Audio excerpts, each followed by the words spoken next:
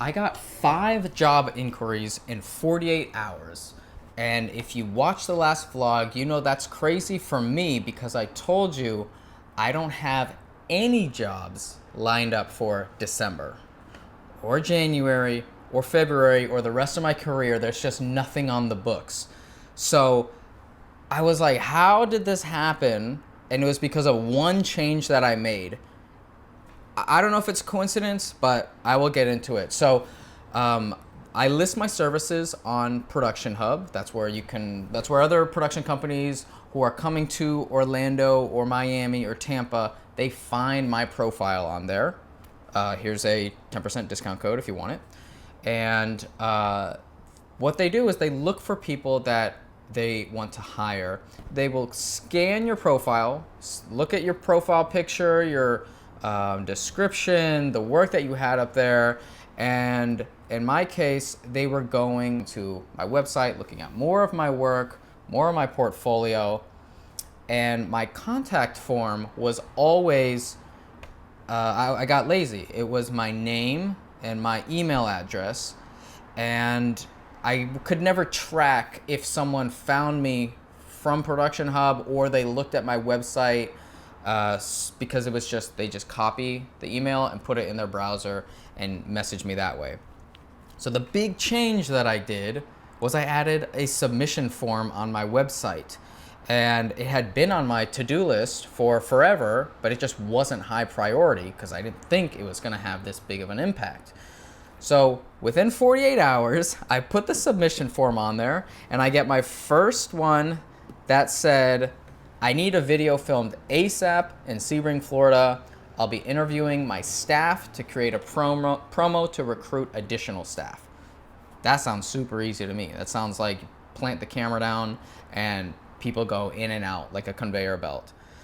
And I was like, oh, interesting. It says in the heading, form submission through the contact page. So this came in through my website. Oh, that's really cool. Not even a few hours go by, I get another one. This one also says form submission through the contact form. Subject, remote interview, looking for a one-man band for a remote interview. Subject looks straight to camera with a Zoom and cam link with internet connection. So this sounded like something I wanted to do. I jumped on it immediately and I did the job, and you can watch it in the last vlog and how successful that was. There's definitely some hurdles I had to get through. I'd never done that Zoom setup, but I figured it out. But I was like, oh, that's cool too. This one came in from my website. Couple hours go by again. Interview shoot in Orlando. I'm a Los Angeles-based DP. I'm working on a documentary we have coming up this week, December 14th, that we will be flying to Orlando for. I was wondering if you had any availability on that date, what your rate is. I was gonna be a one-man band as it's just a single interview for a couple hours, but I'm thinking it would be great to have a second guy help me out and potentially bring some gear that would relieve me from having to fly with. And that is a very common ask, is the director, the producer, they're flying in and they don't want to deal with the hassle of traveling with gear, the expenses of luggage fees, just the risk of it not making it to the destination. So they'll find a local hire who has the gear and see if you can work together. So this one was like 2-3 days before the shoot, and it didn't happen. But the fact that it just still came through my website form when I had been so dry before was really reassuring. And then there's one for February 1st, trade show video. Hello, I'm looking for a shooter like yourself to cover our client's booth at a trade show in Orlando on February 1st. If you're available, give me a call. This is now multiple months in advance. Again, contact form. So there is really something to be said for giving your customer the least amount of resistance to hiring you. And that was an obstacle that I had, a very simple, fixable obstacle that seems to have a large yield. And I always talk about this when I'm on consultation calls with people, and there's the most common question I get is, how do I increase my clients? And once we start digging into their presence, it's very easy to see that they don't have a solid pitch for themselves. Where are you marketing yourself? Well, I have an Instagram, or I have a website that I don't really update, and my Instagram doesn't really show me off as a business. Okay, well, do you want to go on to any listing services? First question, how much does it cost? Well, in my case, I got a recommendation by my buddy Jay, who has hired me for tons of videos wherever he is employed. I'm like his go-to freelancer. Thank you, Jay. And he told me when he is at his company and is looking for freelancers, he goes onto Production Hub. He told me this, a year before I finally did it. He told it again. Finally, I did it. So now I have this database that I'm on, and they push me forward if you pay a certain level per year. I highly recommend paying that, because I have other people who are on Production Hub and they are getting a lower monthly payment amount. The fee is very, very small, and they're like, hey, this Production Hub thing sucks. I'm not getting anything out of this. And then they are telling me there's actually a token system. If you want to go for this job, you have to use these tokens, then you got to buy more. And I was like, no. Get the expensive one. It's not even that expensive. $700 a year sounds like a big chunk when you're putting in your credit card details. When the first job comes in, hopefully it's already paid itself for the year, and you will see the benefit of paying for that higher tier service. It's a premium product, and with that premium product, it pushes you to the front of the line. Page 1 of the search results. I can't tell you how many times when I get hired by people off Production Hub, I say like, hey, how did you find me? How many people did you go through? All of them consistently say, page 1, search result 1, we liked your profile, we emailed you, and you answered immediately. That is the path of least resistance for them. And you will get production companies all over the US, the world, who are coming to wherever you are, wherever your big hub is close to you. Put your location there.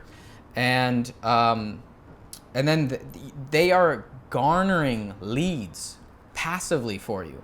So you get to sit back, and then like this, ba-ding, email comes in.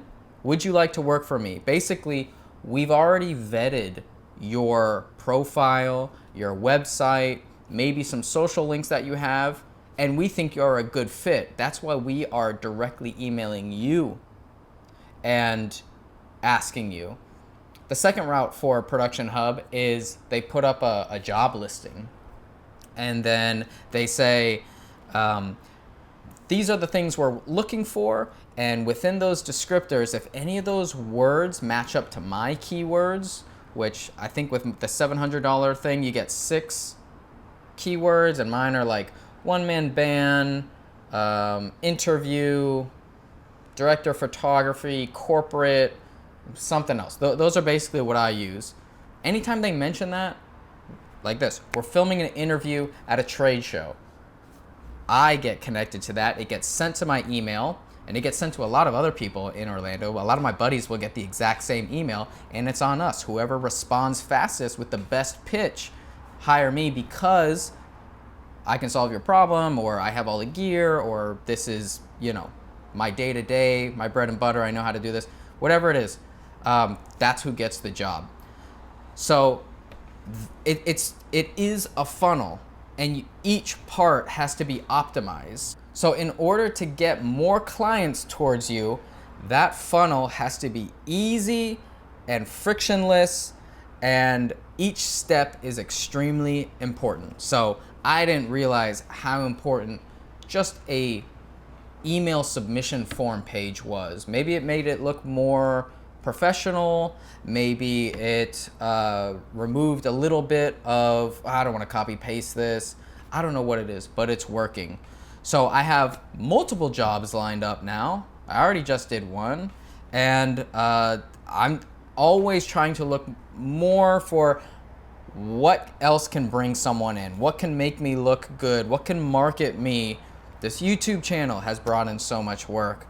And as long as you're always active and kind of exploring these new things, eventually you'll keep tinkering and you'll find one that drops the ball down the slot. So This one's working. I wanted to share that with you guys because I was in such a slump, and I knew it would change when I said it on that last vlog, but I didn't think it would happen this fast. So if you guys want a consultation call, we can go in much deeper, go into your situation. It's $125 an hour. We usually get into some good topics. New things on the books. I'm gonna be in some podcasts, some more Orlando filmmaker meetups, maybe Tampa I was thinking. I'm just keep trying to push forward. See what this little influencer, YouTuber, freelancer role can bring me, because it's opening new doors and I'm learning new things every day. Okay, thank you guys.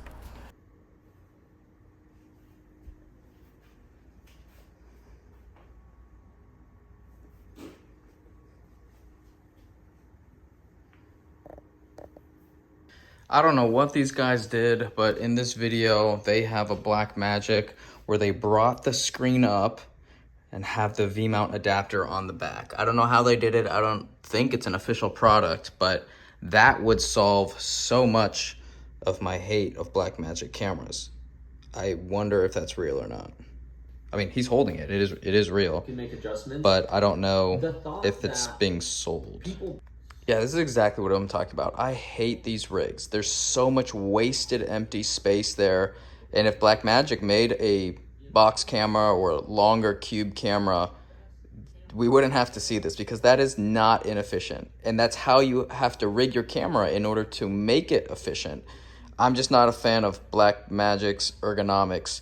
But whatever they're doing here, whatever Blackmagic they're doing to these Blackmagics, looks like it could solve that issue. Look at how cool that is. That's amazing.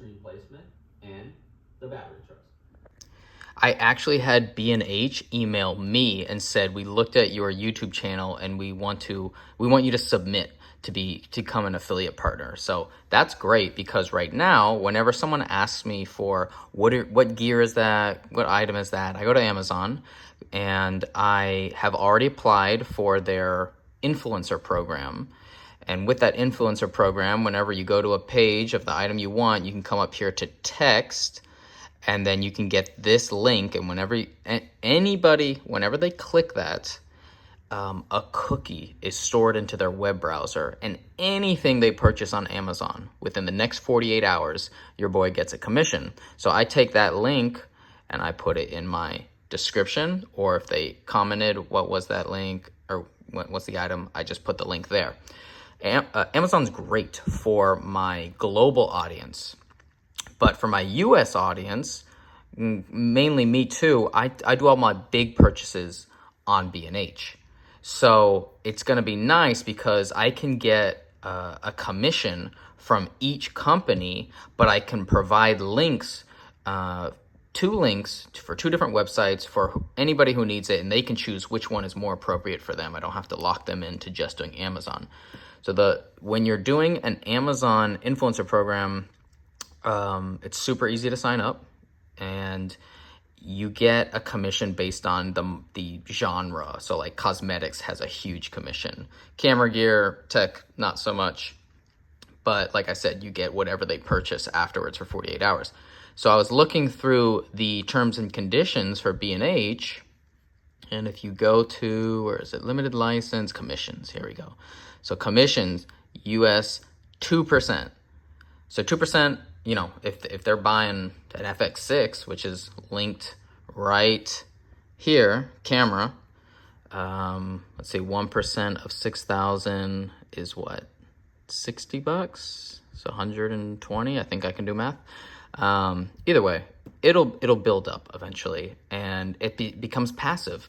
And the bigger I get on YouTube, the more active these links will be. So I think I'm going to start this application, and I just wanted to let you guys know, if you're gonna have a YouTube channel, you might as well have these other things that give money to you, but also help your audience. Because I remember for the first couple of months, people would say, what product is that? What product is that? And I would just send them random links, and I'm like, man, I'm doing all this effort and I'm not getting anything in return. So by posting all those links in the description, anybody can check what I'm using, with a full breakdown, and these are especially good when you are doing a full gear breakdown. So this one I did recently, FX6 rig documentary, that one has a ton of attraction of people saying, oh, that's that piece and that piece and that piece. And yep, it's all in the description. So if you're doing a YouTube effort, I would highly recommend giving some straight links to your customer and benefiting off of it. Or straight links to your viewer, because they're not buying from you, and benefiting off of it.